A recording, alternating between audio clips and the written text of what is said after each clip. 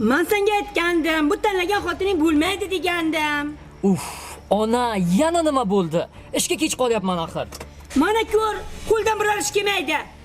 Ne umidlar bilan kelin qilgandim men. Onajon, o'rgating, yo'l yo'riq ko'rsating, hali yosh bo'lsa tushuntiring. O'rgataman, ko'rasan, hali o'rgataman. Lekin bilan aralashmaysan, aytib qo'yasan ya. Bilganingizni qiling.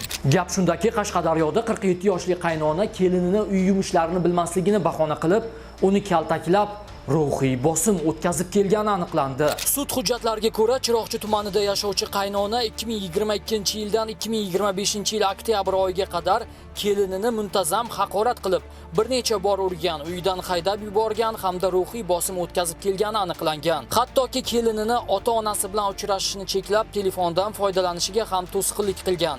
Ayrim holatlarda esa uni sochidan tortib ko'chaga sudrab chiqargani, yuz va tanasining turli joylariga urib, tan jarohati yetkazgani ma'lum bo'lgan. Kelin esa 2025-yil 2-oktyabr kuni qaynonasi tomonidan davomli ravishda o'tkazilgan jismoniy va ruhiy bosimlarga chiday olmay, yashash uyidagi molxonada o'z joniga qasd qilgan. Jinoyat ishlari bo'yicha Chiroqchi tumani sudida bo'lib o'tgan sud majlisida kelinning vafotida qaynona aybdor deb topildi. Sudlanuvchiga nisbatan O'zbekiston Respublikasi Jinoyat kodeksi 103-moddasi 2-A bandi bilan 57-moddasi qo'llanib, 5 yil muddatga ozodlikdan mahrum qilish jazosi tayinlandi. Hurmatli qaynonalar, kelin xizmatkor yoki qul emas, uni ham o'z farzandingizdek ko'ring.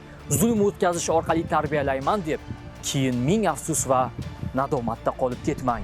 Biz shu o'rinda vafot etgan marhuma kelinning yaqinlariga chuqur hamdardlik bildiramiz.